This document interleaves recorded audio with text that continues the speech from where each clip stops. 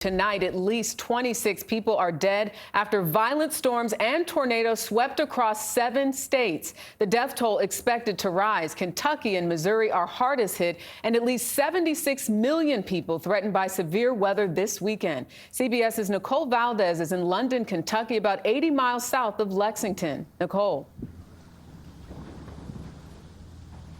Jerika, this rural Kentucky community is in pieces. What looks like near total destruction goes on for miles.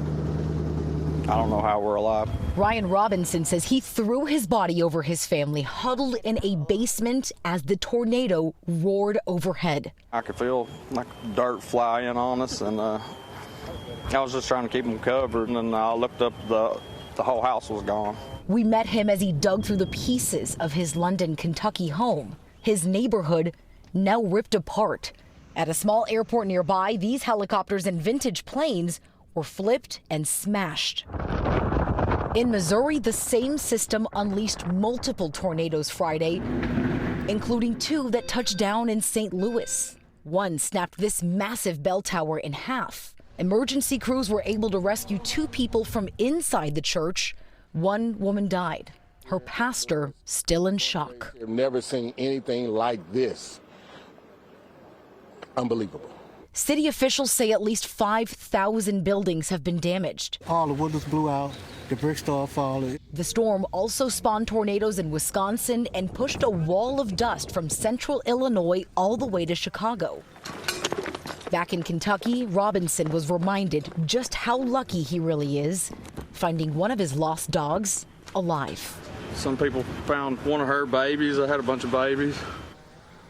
And throughout the nation's heartland, significant power outages. Still more than 350,000 people without electricity tonight. Jerika. All right, Nicole Valdes, thank you. There is more severe weather expected this weekend. Let's check in with meteorologist Grant Gilmore on the concerns ahead. Grant, good evening.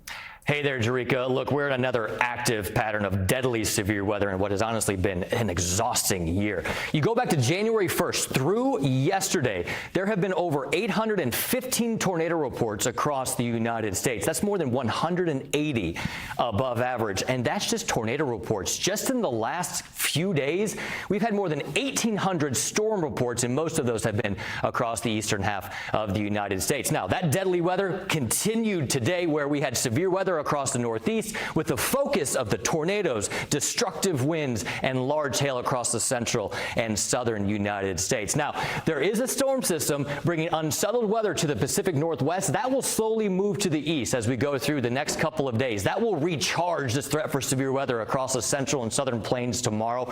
And then that storm system will continue to slowly move to the east, bringing back that severe threat to the Midwestern states and the mid-Mississippi Valley as we go into the first part of next week. Jerika, back to you. All right. Thanks so much, Grant.